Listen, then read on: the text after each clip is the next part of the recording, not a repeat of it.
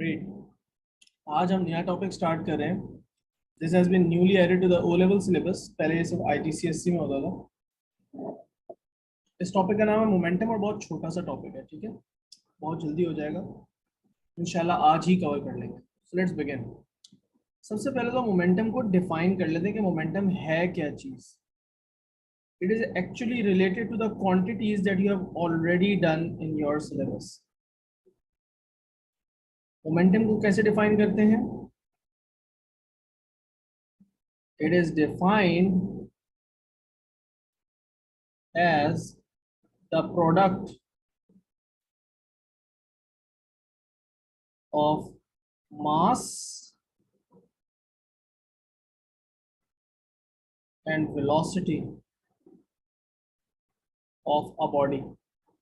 तो ये असल में आपको मास और वेलोसिटी दोनों का कंबाइंड आइडिया देता है बॉडी का मोमेंटम, ठीक है। अब अगर इस डेफिनेशन को आप देखो तो इसकी मदद से आप फॉर्मूला बना सकते हो मोमेंटम का। क्या हो जाएगा? क्या दो चीजों को मल्टीप्लाई कर रहे हैं हम बेटा? मास mass and velocity. Multiplied by velocity. जबरदस्त। याद रखो कि अगर आप इस फॉर्मूला को सिंबल्स में लिखना चाहो तो ये हो जाएगा P, ये हो जाएगा M और वेलोसिटी हो जाएगी V। सो आई होप कि ये आसान सा फॉर्मूला है, बहुत इजीली याद रहेगा। Momentum is mass times velocity. Now as always when you study a new quantity you need to know about its unit. सबसे पहले तो मुझे ये बताओ कि वेलोसिटी का यूनिट्स क्या होता है?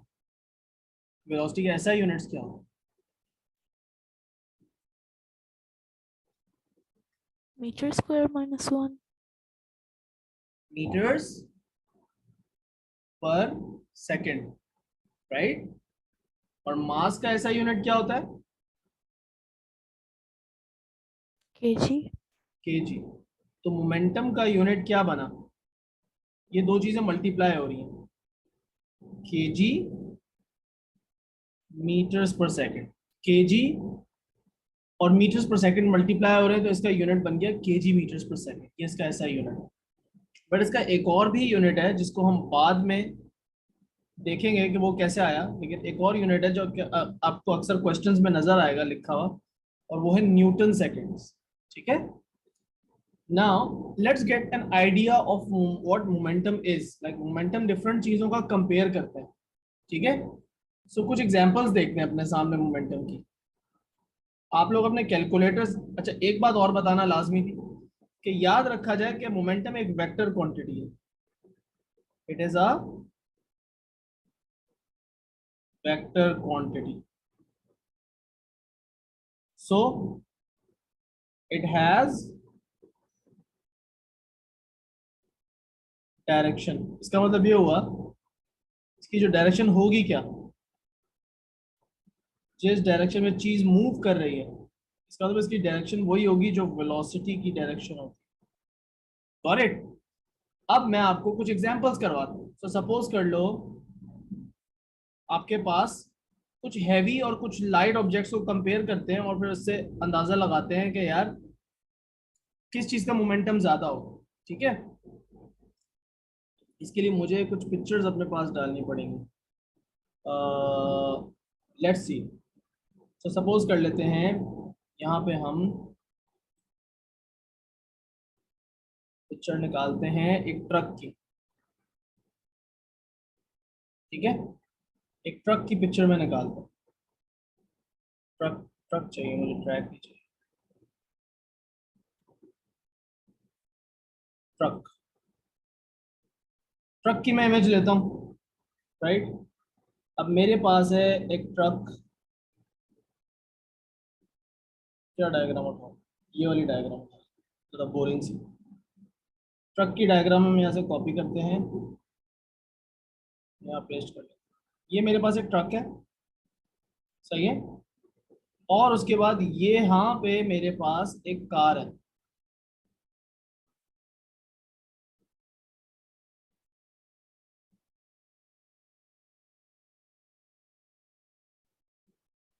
अब मेरे पास एक ट्रक हो गया और एक कार हो गया।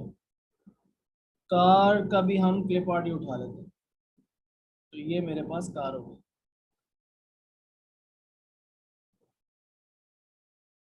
अब आपके पास ट्रक और कार को आपने कंपेयर करना है सबसे पहले तो। कोई बता सकता है ज्यादा हैवी आपके ख्याल में क्या चीज होनी चाहिए, द ट्रक और द कार? यस बच्चों, which one should be bigger in size, which one should be heavier, what do you think? From your general experience क्या चीज ज्यादा हैवी होनी चाहिए, द ट्रक और द कार? कम ऑन बताओ, simple सा सवाल किया मैंने। Yes Fatima.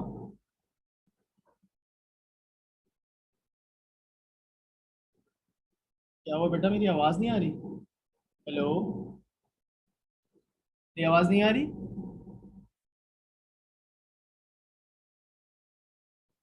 Can you guys hear me? Fatima बेटा, कैन यू हियर मी? आवाज आ रही है या नहीं आ रही? आ रही है आवाज? अच्छा, मैं सिंपल सा एक क्वेश्चन कर रहा हूँ बेटा, कि ट्रक ज्यादा हैवी होता है या कार ज्यादा हैवी होती है? ट्रक ज्यादा हैवी होता है। वेरी गुड, ये बात बिल्कुल सही बात है। सो ट्रक का मास है, सपोज कर लो, a truck of mass, I would say गाड़ी से 3 टाइम्स हैवियर ट्रक ले लेता हूँ, बल्कि 4 टाइम्स हैवियर, 4000 kg का ट्रक है आपके पास, और आपके पास एक कार है सिर्फ और सिर्फ 1000 kg। दोनों मूव कर रहे हैं, इसकी वेलोसिटी है,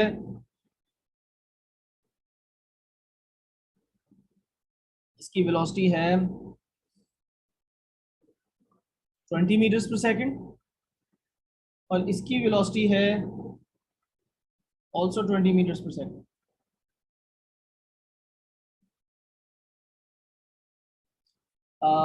कैलकुलेट करके बताओ बेटा दोनों का मोमेंटम, दोनों, शाबाश प्लीज, दोनों का मोमेंटम मुझे कैलकुलेट करके बताओ, किसका ज्यादा आ रहा है, और वैल्यूज एक्चुअल मुझे बताओ कि किसका मोमेंटम ज्यादा आ रहा है, किसका कम आ रहा है, और एक्चुअल वैल्यूज भी बताओ। यस,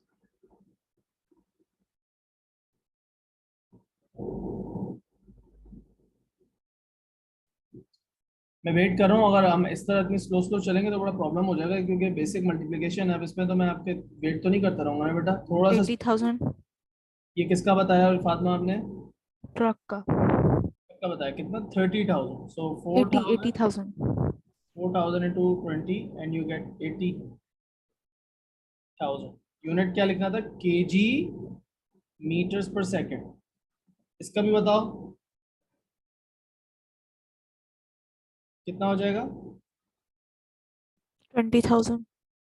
20,000 हो जाएगा। अब सवाल यहाँ पे ये पैदा होता है कि दोनों सेम स्पीड से मूव कर रहे थे, तो ट्रक का मोमेंटम ज्यादा क्यों है? Why is that the case? अब ये सोचने की बात है ना, तो जरा सोचो इस बात पे और जरा मुझे जवाब दो कि why do you think the truck has more momentum? Mass ज्यादा इसलिए। इसका मास ज्यादा है। So can we make a conclusion out of it? क्या एक सिंपल सी कंक्लूजन हम निकाल सकते हैं? If two bodies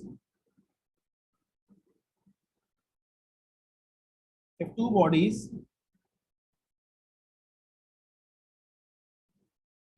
are moving with same velocity,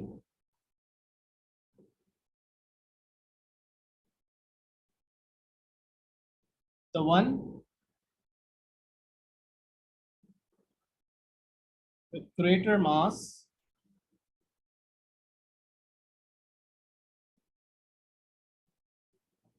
will have greater momentum. So I have a question for you guys. सामने एक दीवार बना देता हूँ, सामने एक दीवार बना देता हूँ, बहुत मजबूत दीवार नहीं है, बस गाड़ी से लगेगी तो वो दीवार डैमेज हो जाएगी। It's not like the car will get damage itself, but the wall is like अ बहुत ही सिंपल सी वॉल बनी हुई है, समझ लो लकड़ी की दीवार बनी हुई। सो यहाँ सामने दीवार बनी हुई है, in which case would the wall be damaged more? ये वाली वॉल ज्यादा डैमेज होगी जो कार के सामने है, या ये वाली वॉल ज्यादा डैमेज होगी जो ट्रक के सामने है? क्विक सा आंसर दे दो जल्दी से मुझे, कौन सी चीज ज्यादा डैमेज होने का चांस?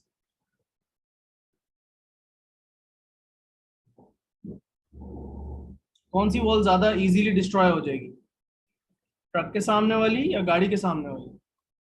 ट्रक के सामने वाली। Very good, common sense. So इसकी रीजन क्या है? सोलली हम इसको कैलकुलेट करने के लिए, इस बात को समझने के लिए हम सिर्फ इनके मोमेंटम्स को ही कंपेयर कर ले तो हमें पता चल जाएगा कि हाँ इसका मोमेंटम ज्यादा है। So a wall in front of the truck will obviously experience a greater force and it will be destroyed more easily. Make sense, right? अब और एग्जांपल्स करते हैं। यही एग्जांपल मैं दोबारा से लेता हूँ, अब मैं क्या करता हूँ, आई हैव टू कार्स। सो मैं यहाँ पे दोनों गाड़ियां ही बना लेता हूँ, एक गाड़ी ये वाली है और एक गाड़ी ये वाली है। So identical cars, they must have identical mass. So यहाँ पे है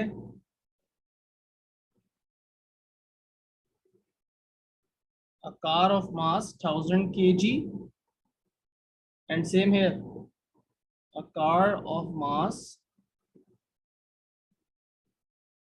1000 kg। इसकी वेलोसिटी है 20 मीटर्स पर सेकंड, जबकि इसकी वेलोसिटी है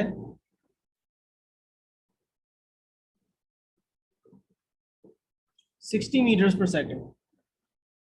शाबाश, कैलकुलेट करो और बताओ फिर। नीड योर कैलकुलेशंस, शाबाश। ये एग्जांपल 1 थी मेरे पास। Now you gonna do example number 2। Need your answers.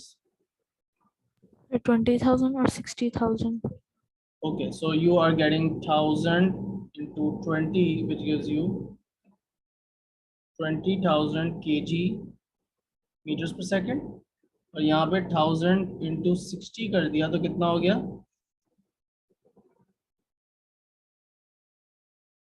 60,000 kg meters per second. Now I have the same question of you guys. सामने दीवार है, इसके भी सामने दीवार है, कौन सी वाली दीवार ज्यादा डैमेज होगी? कौन सा एक्सीडेंट ज्यादा सिवियर होगा?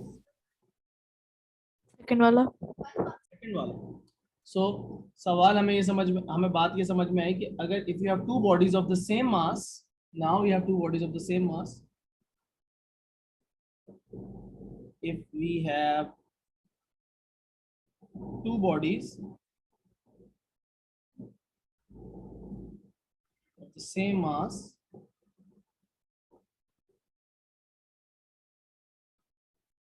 then the one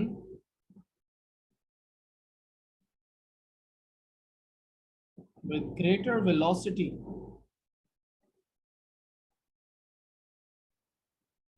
has greater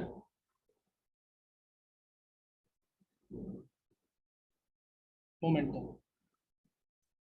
So now you get the idea of momentum. चीजों का momentum आपने कंपेयर करना सीख लिया and you have a general idea कि अगर बेसिकली किसी भी चीज का momentum कब सबसे ज्यादा होता है, जब वो हैवी भी होगी और वो बहुत तेज भी मूव कर रही होगी। So it's a idea of both the things कि कितना मास है और वो कितनी स्पीड से जा रहा है, ये दोनों ही चीजें एक साथ मोमेंटम आपको कम्युनिकेट कर देता है। ठीक है, so if something has a lot of momentum, it does not mean कि वो बहुत फास्ट मूव करी, ऐसा भी हो सकता है कि वो स्लो ही मूव करी हो लेकिन वो बहुत हैवी ट्रक हो। But then it can also mean that it's something very lightweight, it has a very small mass but it's moving like a rocket, it's moving very fast. तो हमें पहली चीज क्लियर हो गई कि मोमेंटम जो है उसका जनरल आइडिया आपने ले लिया। बट अब मैं कह रहा हूँ कि यार सामने दीवार होगी तो ये वाली कम डैमेज होगी, ये वाली ज्यादा डैमेज होगी, इसके लिए तो फोर्स लगती है ना। सो मोमेंटम का फोर्स से क्या ताल्लुक है? अब इसके लिए हमें एक और कॉन्सेप्ट समझना है पहले, उसे कहते हैं impulse.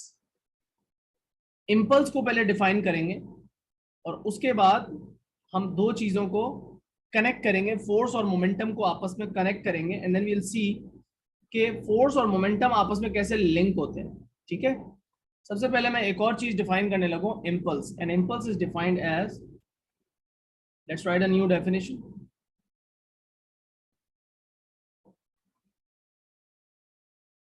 It is defined as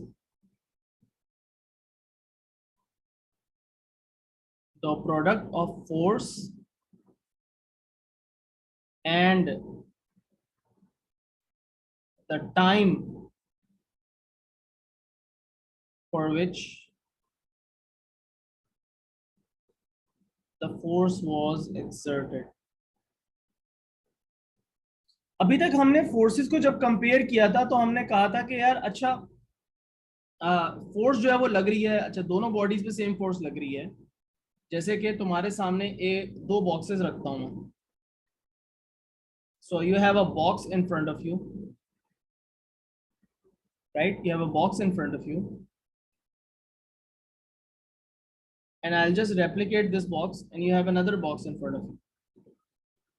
और इससे पहले बल्कि हम ये करते हैं कि हम जो है वो फॉर्मूला पहले पढ़ लिख लेते हैं इम्पल्स का। तो इम्पल्स का फॉर्मूला क्या हो जाएगा? बड़ा स्ट्रेट फॉरवर्ड सा। Impulse is force into time. Into time. ये कौन सा टाइम है? जितनी देर के लिए फोर्स एक्सर्ट हो रही है।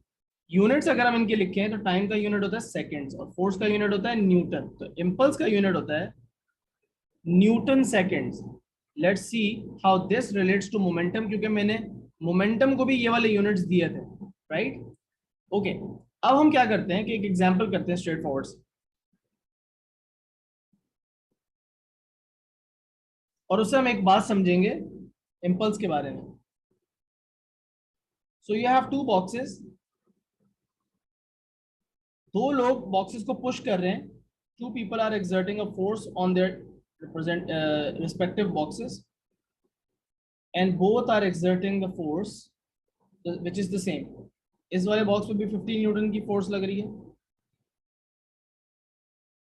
इस वाले बॉक्स में भी 15 न्यूटन की ही फोर्स लग रही है, ठीक है?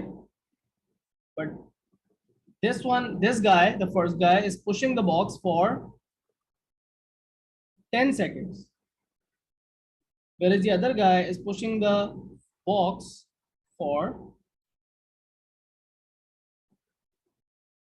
2 seconds only. बॉक्स अगर शुरू में एट रेस्ट था तो कौन सा बॉक्स बाद में ज्यादा फास्ट मूव कर रहा होगा?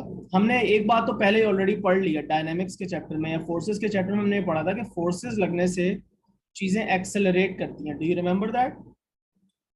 फोर्स लगने से चीज एक्सेलरेट करती है।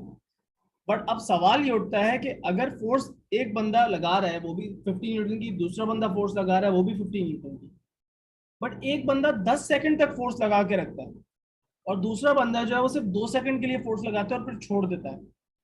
At the end of this force, जब ये फोर्स रिमूव की जाएगी तो कौन सा वाला बॉक्स ज्यादा तेज मूव कर रहा होगा? द फर्स्ट वन और the second one? Any ideas? First one. First one ज्यादा फास्ट मूव कर रहा होगा, वो ज्यादा एक्सेलरेट करेगा क्योंकि आपने वही सेम फोर्स ज्यादा देर के लिए लगा के रखी, ज्यादा देर तक उसे पुश किया। So, अब हम पहले करते हैं calculate the impulse in both of these cases, ठीक है? इम्पल्स निकालो इस दोनों केसेस में। यहाँ पे इम्पल्स क्या होगा बेटा?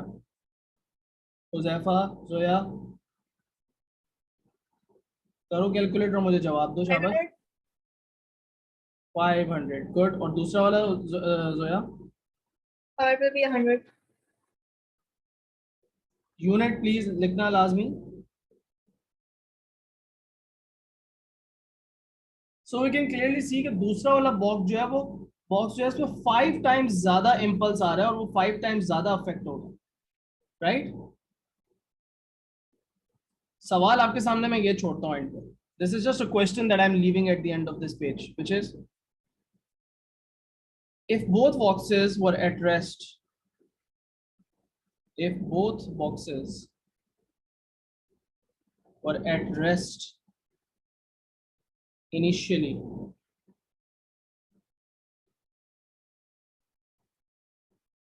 which one would have a greater velocity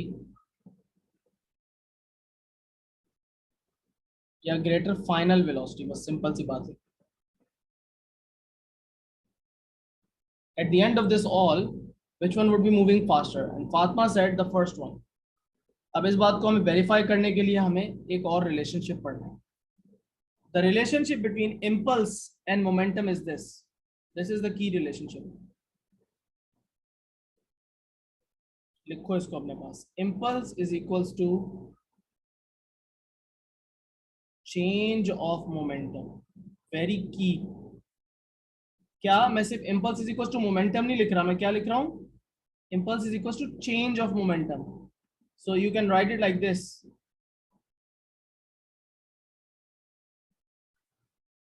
impulse, या इसको आप ऐसे लिख लो, force multiplied by time is equals to triangle P. इस ट्राइंगल का मतलब सब जानते हैं अब तक, कोई नई चीज तो नहीं है ये आपके लिए. ट्राइंगल का मतलब होता है Change. चेंज. राइट.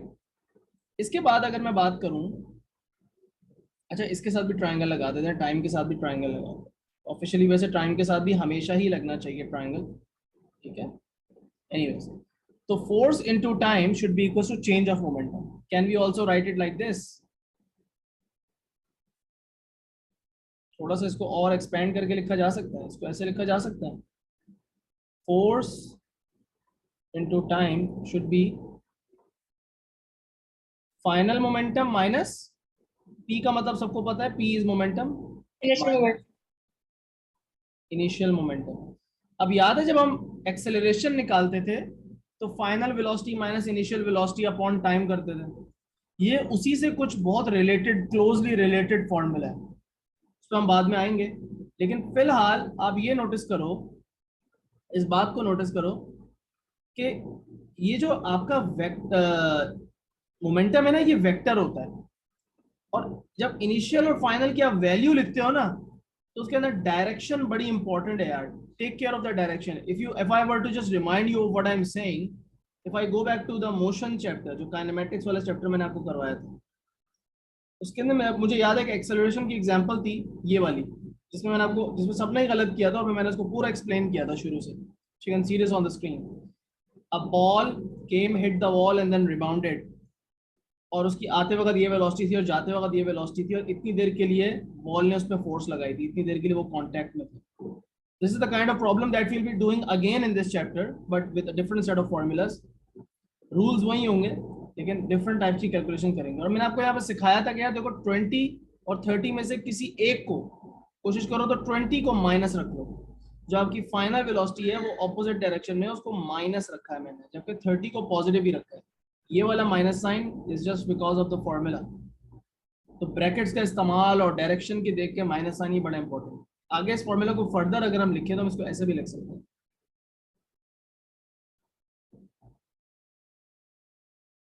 अगर एक बॉडी का मास कांस्टेंट है, सोचो, if a body has constant mass, which is usually the case 99% of the time. Body का मास तो चेंज नहीं हो रहा होता, unless it's a rocket and it's losing a lot of fuel और उसका बहुत ज्यादा सिग्निफिकेंट चेंज हो रहा हो. उस टाइप के प्रॉब्लम में तो आप कह सकते हो कि मास चेंज हो रहा है. लेकिन अगर बॉडी का मास चेंज ना हो रहा हो, जो कि मेजॉरिटी केसेस में यही होगा कि मास नहीं चेंज हो रहा होगा, तो क्या आप यहाँ पे इसके अंदर इस तरह भी लिख सकते हैं, फोर्स इनटू टाइम. अब ये जो फाइनल मोमेंटम और इनिशियल मोमेंटम है उसके अंदर मैं मास को सेम अज्यूम करूंगा, तो यहाँ पे आ जाएगा mv और यहाँ पे आ जाएगा mu. ये क्या हो गया, फाइनल वेलोसिटी, ये जो v है, और u क्या है, इनिशियल वेलोसिटी. इसका मतलब ये हुआ कि जो मोमेंटम में चेंज आ रहा है वो सिर्फ और सिर्फ किस चीज की वजह से आ रहा है, मास की वजह से नहीं आ रहा, क्योंकि वो तो सेम है, सिर्फ वेलोसिटी की वजह से चेंज आ रहा है. अब ऐसी अलजेब्रिक एक्सप्रेशन को, इसके अंदर आप m कॉमन ले सकते हैं राइट हैंड साइड पर, क्योंकि मास सेम है, तो आपको पता है कि आप इसके अंदर मास को, m को कॉमन ले सकते हैं. m को कॉमन लिया, क्या आ गया, v माइनस यू, राइट. और इसको मैं ऐसे भी लिख सकता हूँ, finally in the very final form I can write it like this. मतलब इसको एक ही बात है, उसको लिखने के बस 1000 अलग अलग तरीके हैं और कुछ भी नहीं. Can I also just right it like this, mass into delta we. Again what does that mean? इस बात का क्या मतलब हुआ कि mass into change of velocity, velocity का चेंज हो रहा है। तो इन सारी चीजों में से फोर्स भी कांस्टेंट लग रही है, टाइम भी कांस्टेंट लग रहा है, मास भी बॉडी का कांस्टेंट है, बस उसकी वेलोसिटी ही चेंज हो रही है। तो उसके थ्रू हम कैलकुलेशन कर सकते हैं। अब इस रिलेशनशिप को अपने पास जल्दी से कॉपी कर लो, ये वाला, या इनिशियली सिर्फ यही वाली बात लिख लो। उसके बाद हम कुछ एग्जांपल्स करते हैं। जल्दी से अपने पास कहीं साइड पे लिख लो। I just give you a minute.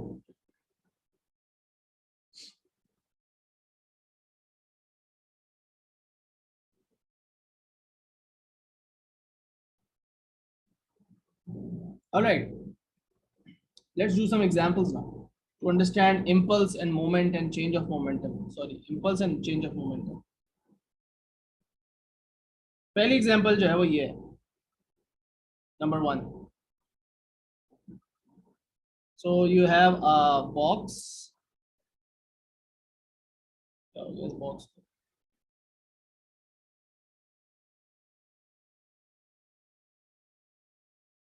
Box है 50 kg का, उस पर फोर्स लग रही है कितनी? सपोज कर लो उस पर फोर्स लग रही है 20 न्यूटन की फोर्स लग रही है। ये आपकी जमीन है, ये ग्राउंड है। अज्यूम कर लो no friction, assume no friction. ठीक है, बिल्कुल ही स्लिपरी स्लोप है, यहाँ पे कोई फ्रिक्शन नहीं। अब मैं कहता हूँ इफ, स्टेटमेंट पढ़ो सवाल के ऊपर, मुझे आंसर निकाल के दो। If the box is at rest initially,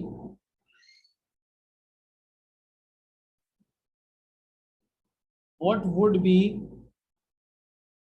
part A, its final momentum, part B, its final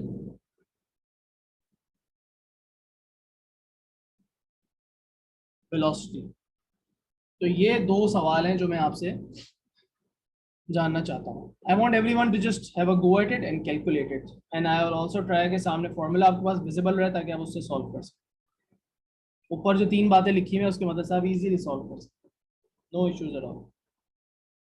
I give you 2 minutes to tell me the answer for part A first of all.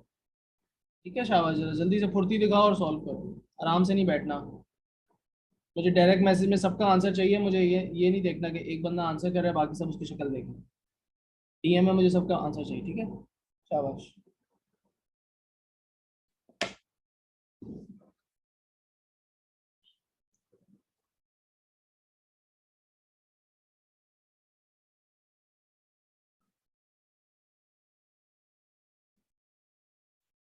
O sorry, एक minute, I did not give you a certain thing.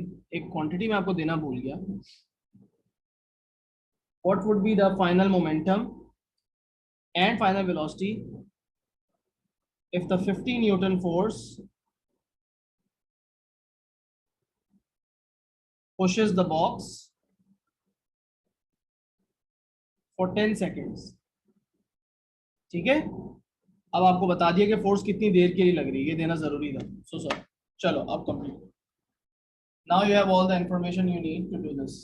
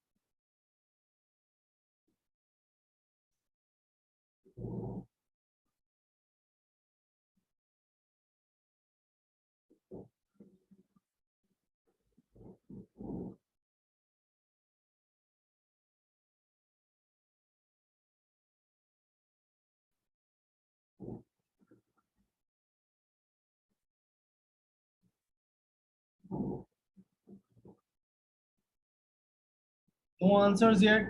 क्या scene है बच्चों, मुश्किल लग रहा है?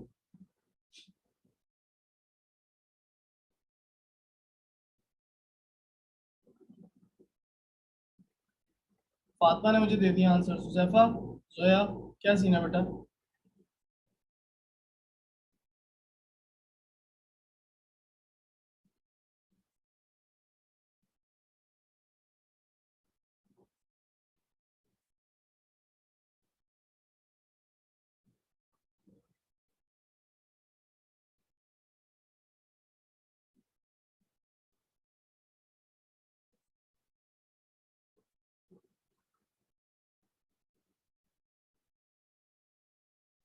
To. You are telling the answer for part A. Part A Zoya, part A का आंसर बता रही हो बेटा? For B. अच्छा, अब मैं दोनों का चेक करके बताता हूँ, ठीक है? बेटा देखो, आपके पास सबसे पहले आप ये वाला रिलेशनशिप यूज कर लो।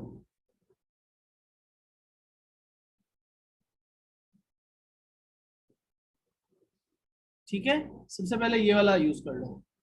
अब इसके अंदर दिया हुआ है, सॉल्यूशन के लिए हम यहाँ कर लेते हैं पार्ट ए। मैं कहता हूँ यार, force into time is equals to final momentum minus initial momentum. मुझे क्या चीज फाइंड आउट करनी है इसमें से? मुझे फाइंड आउट क्या करना है, उसको मैं हाईलाइट कर लेता हूँ। मुझे फाइनल मोमेंटम फाइंड आउट करना है ना।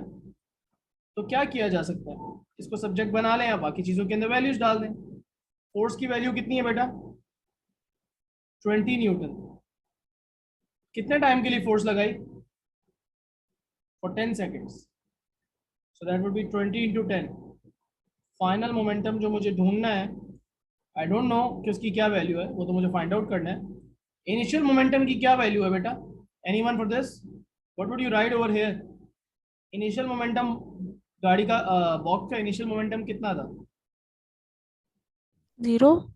0, because it was not moving. Something is not moving, its momentum is definitely 0. So yeah, 0 over here. So अब जब मैं फाइनल P निकालता हूँ तो मेरे पास आता है 20 into 10, which is essentially what?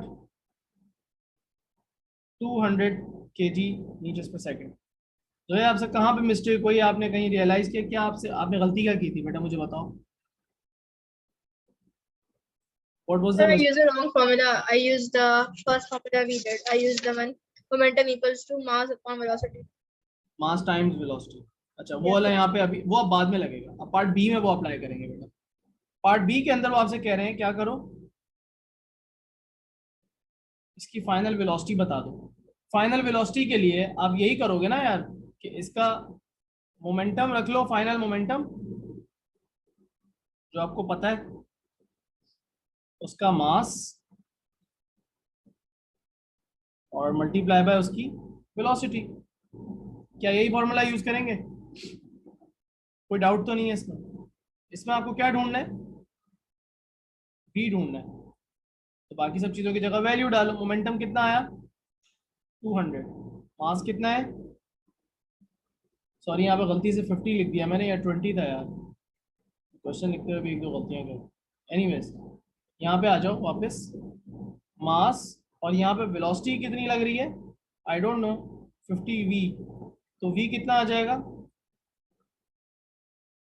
4. 250। और ये आ गया मेरे पास 4। 4 के क्या यूनिट्स होने चाहिए वेलोसिटी के?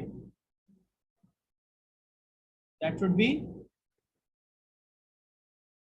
Meter per second. Meters per second. Box किस डायरेक्शन में मूव कर रहा होगा 10 सेकंड के बाद? जब मूव कर भी रहा होगा तो किस डायरेक्शन में मूव कर रहा होगा? Forward. Forward as in towards the right, ऐसा ही है, क्योंकि उस पर जो फोर्स Yes. लगी थी वो भी टुवर्ड्स द राइट लगी थी। if you need to make any correction or if you need to understand this question at any part, जल्दी से लिख लो, मैं 1 मिनट दे रहा हूँ, फिर मैं नेक्स्ट एग्जांपल करवाऊँ। ठीक है, इसको फर्दर और एक्सप्लेन करने के लिए इस बात को।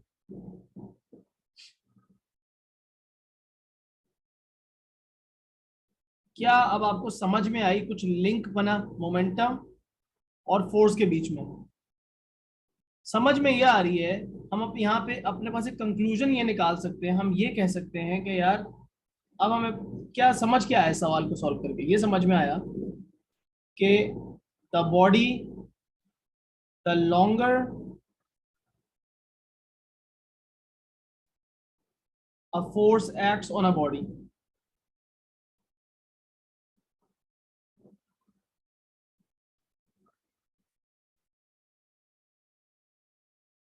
the more its momentum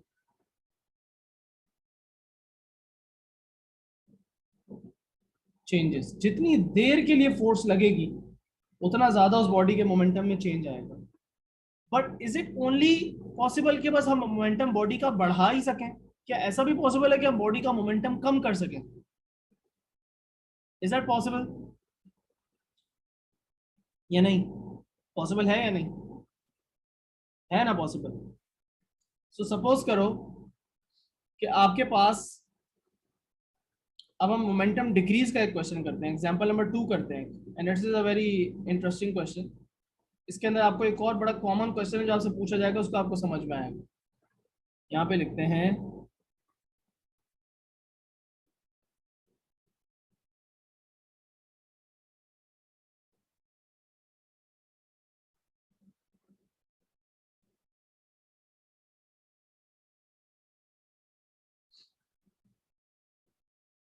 so I want to see a car that is bumping into a wall, right? ऐसी को डायग्राम देखना चाह रहा हूँ. The car bumps into a tree. I guess this one is fine. ये वाली ठीक. So let's take this photo and we will use this as an example to solve a new problem now. All right. और इसको देखें जरा, ये interesting situation है बहुत. So इस क्वेश्चन को बहुत ध्यान से करना. What happens is, क्वेश्चन की स्टेटमेंट पढ़ो. A car of mass 1000 kg was moving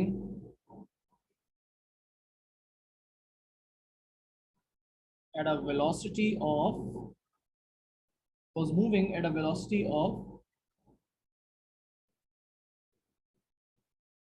30 meters per second.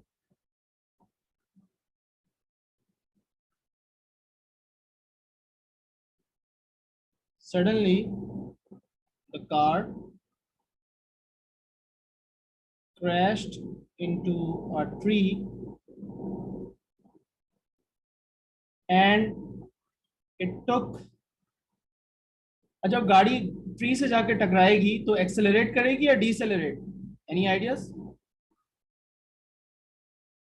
What should I say, car accelerate करेगी या डीसेलरेट जब ट्री से जाके टकराएगी गाड़ी और रुक जाएगी? बताओ. गाड़ी जब ट्री से जाकर टकराएगी और उसके बाद में वेलोसिटी 0 हो जाएगी तो एक्सेलरेट करेगी या डीसेलरेट? बेसिक से सवाल है यार, जवाब दो ना. Decelerate. डीसेलरेट. उसकी स्पीड कम हो रही है, 30 की स्पीड से मूव कर रही थी और इवेंचुअली स्पीड 0 हो जाएगी. So the car crash into a tree and it took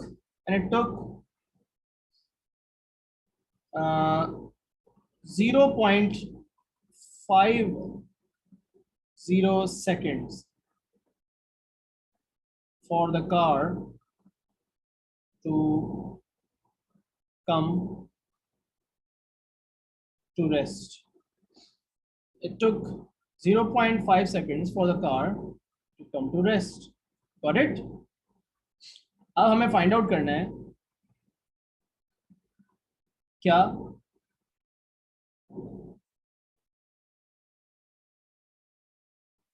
calculate the initial momentum of the car.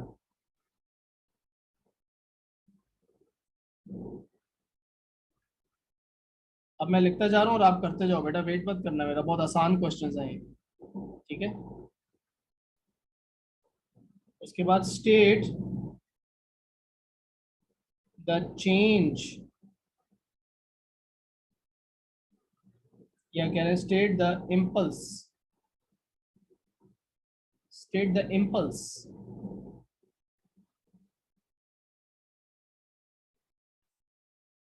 on the car. Part C, calculate the force that acted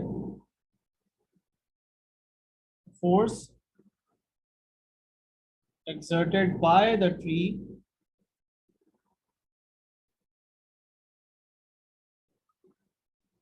on the car. अब इससे हमें गाड़ियों की safety के बारे में एक बड़ी इंपॉर्टेंट चीज पता चलेगी, ठीक है। आज आप सीखोगे ये कि गाड़ी के आगे बम्पर लगा हुआ क्यों होता है। वो जो सॉफ्ट सा बम्पर लगा हुआ होता है गाड़ी के आगे, उसके बजाय हम आगे सख्त सख्त सा मेटल का पीसी क्यों नहीं लगा देते, जिससे गाड़ी के दरवाजे और बोनेट बना हुआ होता है। हम बम्पर जो है ये प्लास्टिक टाइप मटेरियल का क्यों बनाते हैं, what's the purpose of that. आज इसको जरा सीखते हैं इस बात को। So anyone got the answer for part A? I need 2 more minutes. ए हो गया ना? ए हो जाएगा आपका सिंपली मास टाइम्स वेलोसिटी। तो गाड़ी की वेलोसिटी कितनी थी, सॉरी गाड़ी का मास कितना था 1000 और वेलोसिटी कितनी थी 30, कितना आया 30,000। इसके यूनिट क्या होने चाहिए, KG meters per second. Part B में मैंने क्वेश्चन शुरू किया था स्टेट से, और मैंने आपको बार बार बताया इसकी एक हिंट होती है, स्टेट से जब क्वेश्चन शुरू हो जाए तो समझ लो कि कैलकुलेशन नहीं रिक्वायर्ड, बल्कि डायरेक्टली आप जवाब लिख सकते हो। क्या यहाँ पे रिलेशनशिप है जो अप्लाई होगा, state the impulse acting on the car. देखो बेटा, आपने पढ़ा है impulse is equal to change of momentum, right, and you can say that impulse is equals to final momentum is equals to minus initial momentum. Is that right? So can I say Yes. impulse is equals to change of momentum? तो अगर हमारा initial momentum 30,000 था और हमारा final 0 था, तो मतलब answer -30,000 होगा। एग्जैक्टली, बस सिंपल, हाँ सिंपल हम जो है वो क्या कहते हैं -30,000 भी लिख सकते हैं, और सिर्फ 30,000 भी लिख दो तो काफी है, ठीक है। उसमें डायरेक्ट उसमें साइन आंसर के साथ इतना इंपॉर्टेंट नहीं है, as long as you understand if it's decreasing और इंक्रीजिंग। बात ठीक है आपकी, माइनस ही लिखना चाहिए। तो मैं लिख दूंगा ना यहाँ पे फाइनल होगा 0 और इनिशियल होगा 30,000। तो आई वुड से कि हाँ यार मेरा इम्पल्स आ रहा है कितना, बस मैं उसका मैग्नीट्यूड लिख देता हूँ, ठीक है। मैंने क्या लिखा 30,000, और इम्पल्स के साथ हम यूजुअली यूनिट क्या लिखते हैं, इम्पल्स के साथ यूनिट क्या लिखते हैं, newton second. So I would write newton second, although kg meters per second भी गलत नहीं कंसिडर किया जाएगा, बट न्यूटन सेकंड, ठीक है बेटा। अब पार्ट सी में कह रहे हैं calculate the force exerted on the car by the tree.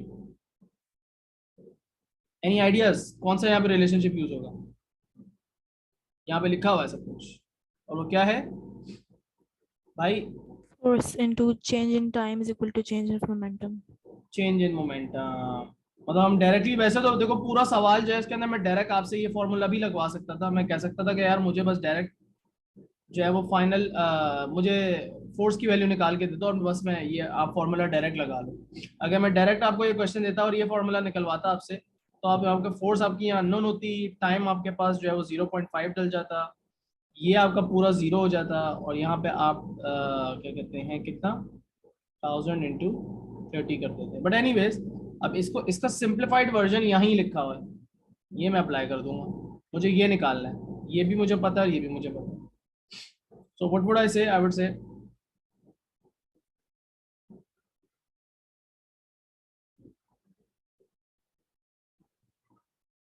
ये आया 30,000। Again, the sign is not that important as long as you understand the direction of the force. Time कितना आया था 10, और ये आया F। तो F कितना हो गया 3000 न्यूटन, मतलब गाड़ी पे अच्छी खासी बड़ी फोर्स लग रही है। So we understand that much.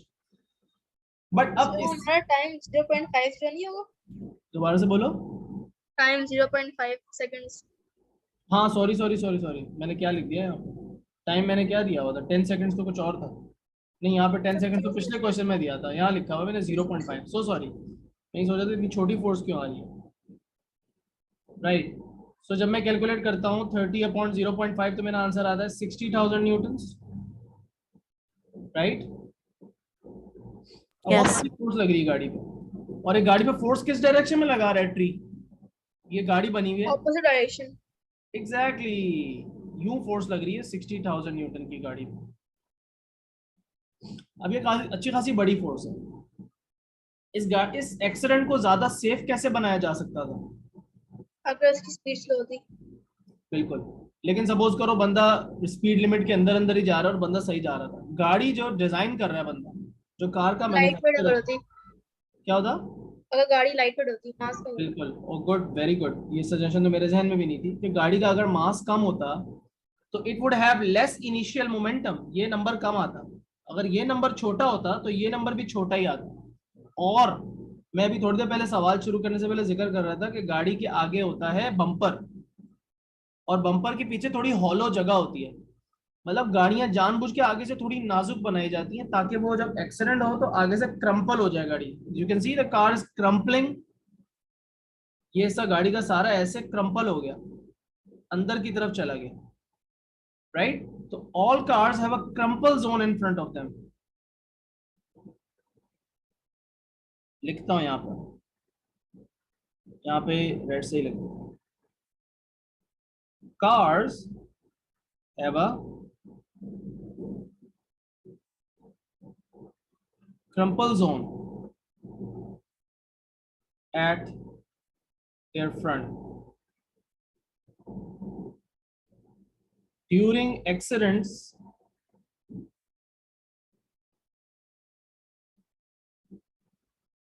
this zone crumples up, and crumple होने का मतलब क्या है, बस वो कचूमर बन जाता है उसका, और वो छोटा सा सारा जो है वो गाड़ी वहां पे सब बिल्कुल उसके जो है वो छोटा सा रह जाता है, गाड़ी वहां से सारी दब जाती है, crumples up. But it increases the time, it increases the time for car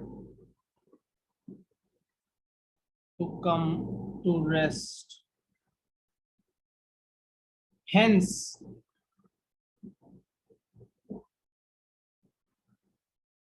the force acting on the car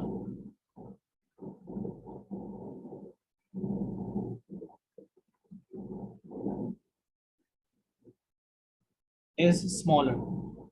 अब ऊपर वाले ही सवाल का एक पार्ट डी में यहाँ पे ऐड कर रहा हूँ।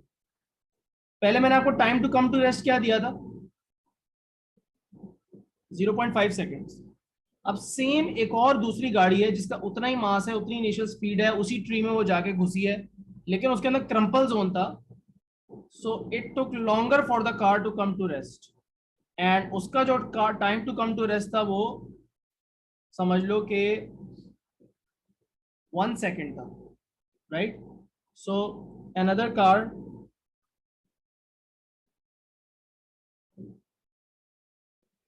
with a crumple zone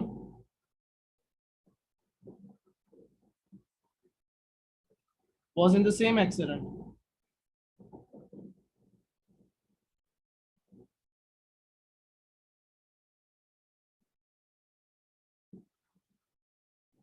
What would be the force on the car if it came to rest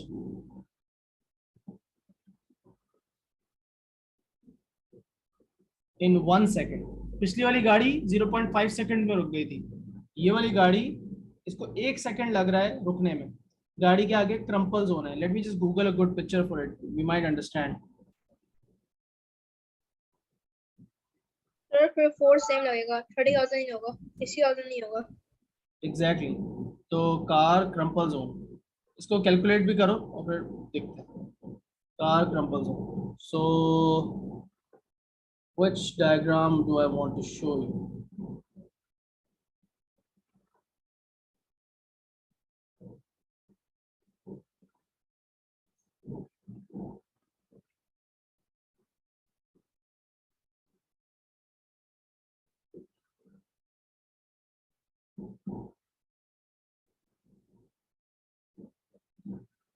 तो अच्छी सी पिक्चर मैं ढूंढ रहा हूँ।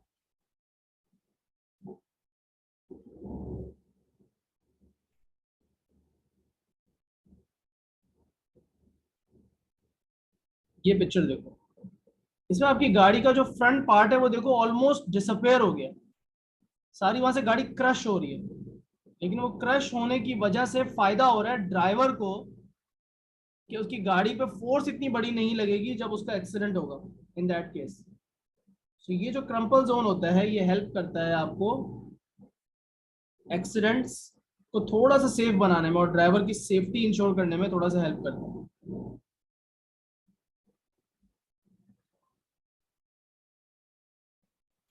ये पिक्चर यहाँ पे पोस्ट कर दे। चलो यहाँ पे डाल दी मैंने पिक्चर। अब ये सेम कार है, वो ये गाड़ी जो है इसका मैं यहाँ पे लिखना भूल गया, same mass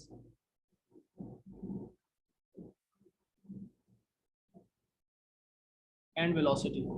so what did we find out, इसका सॉल्यूशन क्या होगा?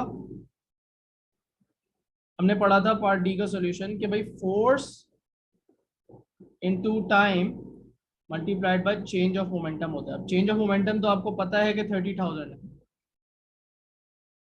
लेकिन आप यहाँ पे अगर आप टाइम को 1 सेकंड रख देंगे और फोर्स निकालेंगे तो it is actually lot safer because the force is less, much less than before। ठीक है बेटा, बात समझ में आई? यहाँ पे हम लेक्चर अपना क्लोज कर रहे हैं। आज हमने क्या क्या चीजें पढ़ी क्विकली देख लेते हैं। हमने मोमेंटम को डिफाइन किया, मास इनटू वेलोसिटी। हमने मोमेंटम को समझा कि it is a product of both of them. So अगर दो गाड़ियां सेम स्पीड पे जा रही है लेकिन हैवी वाली गाड़ी उसका मोमेंटम ज्यादा होगा। अगर दो सेम गाड़ी हैं सेम मास है लेकिन जो ज्यादा स्पीड पे जा रही है उसका मोमेंटम ज्यादा होगा। इम्पल्स फोर्स इनटू टाइम है। और हमने ये कहा कि जितना ज्यादा किसी बॉडी पे इम्पल्स होता है, मतलब एक फोर्स जो है वो जितनी देर के लिए अप्लाई होती है उतना ही ज्यादा जो है वो बॉडी का मोमेंटम चेंज होता है। और हमने लिखा था कि force into time is equals to mv minus mu या चेंज ऑफ मोमेंटम। उसके थ्रू हमने ये वाली एग्जांपल सॉल्व की जिसमें बॉक्स का मोमेंटम इंक्रीज कर रहे थे हम। लेकिन फिर हमने ये वाली एग्जांपल भी देखी जिसमें गाड़ी का मोमेंटम डिक्रीज हो रहा है ऑपोजिट फोर्स लगने से। अब आपने ये देखा कि गाड़ी के अंदर क्रम्पल जोन क्यों ऐड किया जाता है, ताकि गाड़ी जो है उसको रुकने में थोड़ा टाइम ज्यादा लगे। और ज्यादा टाइम लगेगा जब गाड़ी को रुकने में तो ड्राइवर थोड़ा सा सेफ रहेगा क्योंकि गाड़ी के ऊपर जो फोर्स लगेगी सामने वाले ऑब्जेक्ट की वजह से वो थोड़ी छोटी होगी। क्लियर है? बाकी इंशाल्लाह इसको नेक्स्ट क्लास में कंटिन्यू करेंगे और फिनिश करेंगे चैप्टर। ठीक है, चलो अल्लाह हाफिज।